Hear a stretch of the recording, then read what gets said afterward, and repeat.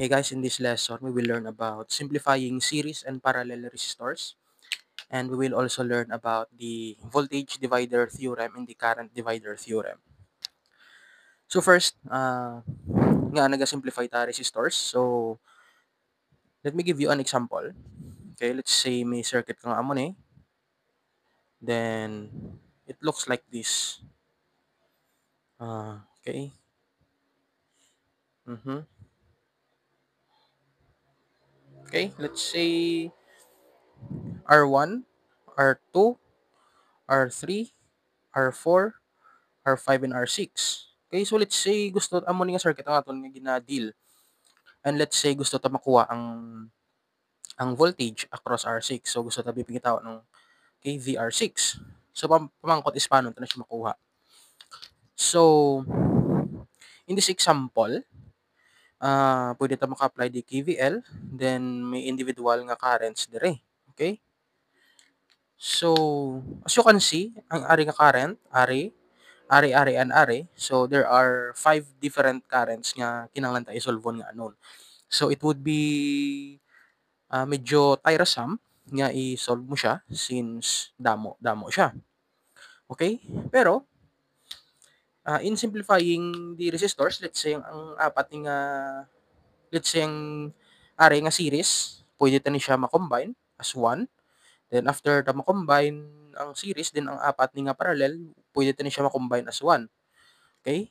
So, after sina, makuha ta na ang ari. Then, after sina, we can apply the current divider theorem sa dire. So, it is much easier if hindi na ta mag-deal with damo nga unknown nga currents. So, it will be much clearer karon after ta ma-discuss ang aton nga nga topic. Okay? So, let's go to the series resistors. Okay, series resistors. Okay, so let us derive a formula para sa ila. So, let's say, meron ka circuit nga mo ni. Okay. Meron ka V, this is R1, this is R2, this is R3. Tapos, meron ka sang current I sa ila. Okay. So, let us generate an equation based on KVL. Okay, mas tugod na dire. So, ang voltage halin dire pa kadto dire will be negative V. So, since naga-enter siya sa negative nga terminal, plus ang voltage dire sa R1 is I times R1. So, by Ohm's law, I times R. Plus, voltage dire, I times R2. As you go dire, ang voltage dire is I times R3. Okay, halin dire pa dire. So, na-close mo ng loop, then you equate it to 0. So, this is the KVL. So, if you rearrange ni sa, we have V equals I R1 plus I R2 plus I R3. Okay? So, from this, ang common nila nga factor is I. So, we can have V equals factor out ang I, then R1 plus R2 plus R3. Okay? So, ang ari nga equation, we can say nga ang I or ang V equals sa I times R equivalent sang tatlo ka resistor. Okay, so from this equation, and from this, we can say nga ang R equivalent will be equal to R1 plus R2 plus R3. Okay, so now, nakita na ang paano mag-simplify sa series resistors. So, let us establish it.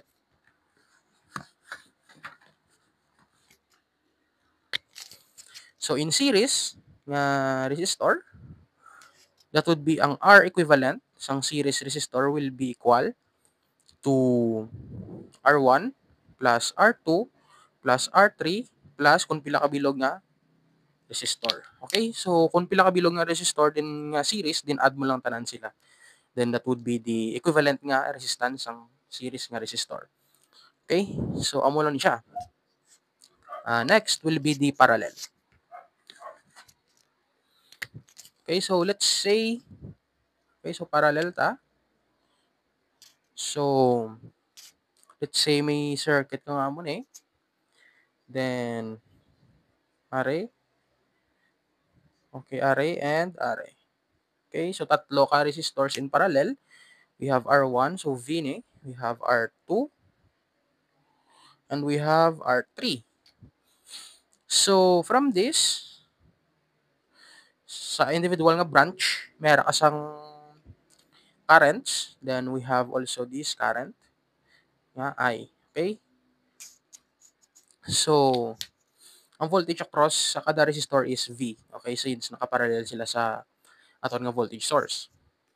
Then, we can find I by V over R1. Okay? So, V over R1 naman yung I nga are dire. So, ga-apply tayo KCL sa siningad node. Okay? So, plus are, which is equal siya sa V over R2 plus V over R3 nga are. Okay? So, we have I is equivalent to, so factor out ang V, then we have 1 over R1 plus 1 over R2 plus 1 over R3. Okay. So, we also have, or V, so pwede siya mahimo, I equals, pwede siya mahimo nga V times 1 over R equivalent. So, ang tatlo to ka resistors in parallel. Okay, so ang tatlo ni ka resistors in parallel kagina nga R1, R2 kag R3 pwede ta ni siya ma-combine as 1. So para makuha tang equivalent niya nga resistance from this, okay, so from this nga formula and sa diri nga formula, we can say that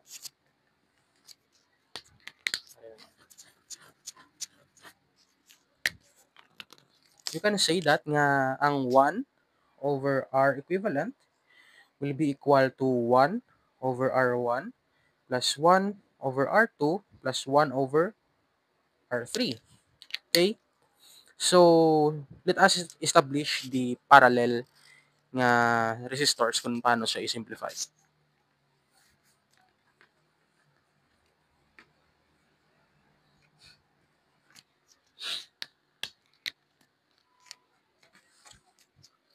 So, let's say may ara ka parallel resistors. Okay? Let's say naka-parallel sila. Then, are, let's say this is R1, this is R2, this is R3, and kung pila sila kadamo, hasta sa R sub n. Okay? So, gusto na sila i-simplify as 1. So, isahon na siya ka-resistor, i-represent na siya sa isa ka-resistor. Then, that would be ang 1 over R equivalent is equivalent to 1 over R1 plus 1 over R2 plus 1 over R3 dot plus 1 over R sub n. So, kung pila ka bilog nga resistors, amo mo na siya kadamo ang i-add mo nga reciprocal. Okay, so let us state ang are. So, sa parallel nga nga resistances, the reciprocal, okay? So, reciprocal siya since naka 1 over R sa. The reciprocal sang equivalent nga resistance will be equal to the sum of the reciprocals sang individual nga parallel resistors. Okay, so kung nakaparallel sila, then ang 1 over R equivalent will be equal to 1 over R1 plus 1 over R2 plus 1 over R3 and so on kung pila sila kabilog. Okay? So, let us introduce another quantity sa diri sa circuit.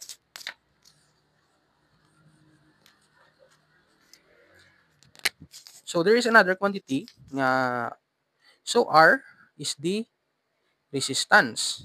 Okay? So, we have G is equivalent to 1 over R. Okay? So, i-introduce na ng G as 1 over R.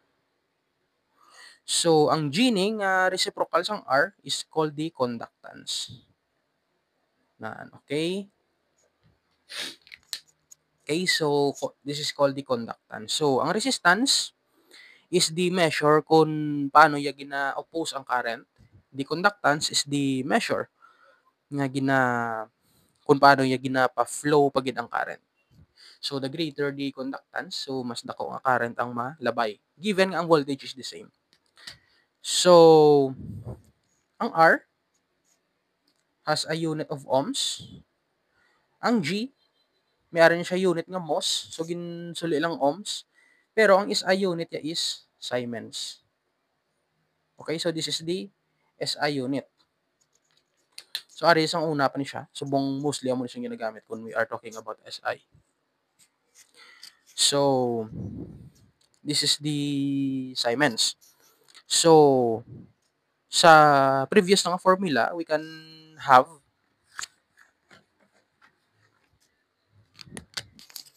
let's say may parallel nga resistors. Okay? So let's say in terms of conductance, so G1, G2, G3, and G sub N. Okay? So that would be the G equivalent nila. So G equivalent will be equal to G1 plus G2 plus G3 plus dot dot dot and so on. Kung pila sila kabilog ng parallel. Okay? So in other words, sa formula ginanga na sa series, ang R equivalent is equivalent siya sa R1 plus R2 plus R3 plus dot dot dot. Okay? Ang sa parallel, the G equivalent is G1 plus G2 plus G3 plus dot dot dot Gn. Okay? Plus plus Rn. Okay? Plus. Where ang G is 1 over R. Okay? So, this is the conductance. This is the resistance. So, amo lang siyang tandaan mo. Sa series, gina-add ang tanan nga values ang resistance nga series. Sa parallel, gina-add ang values ang conductance. Okay? So,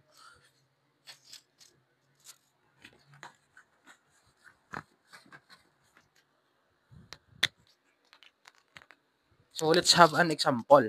So, let's say may ari terminal. Arebe, okay?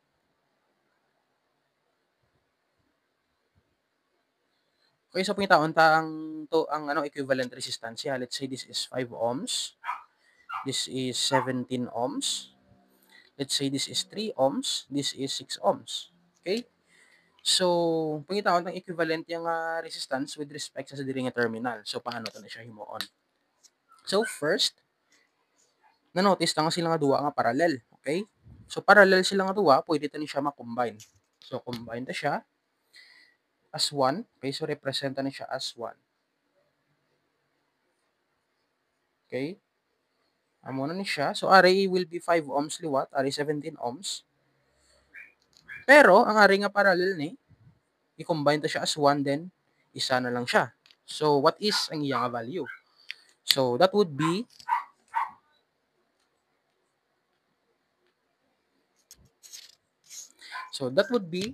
uh, 1 over R equivalent will be 1 over 3 plus 1 over 6. So, 1 over R equivalent or the conductance nga equivalent, we have 1 over 3 plus 1 over 6.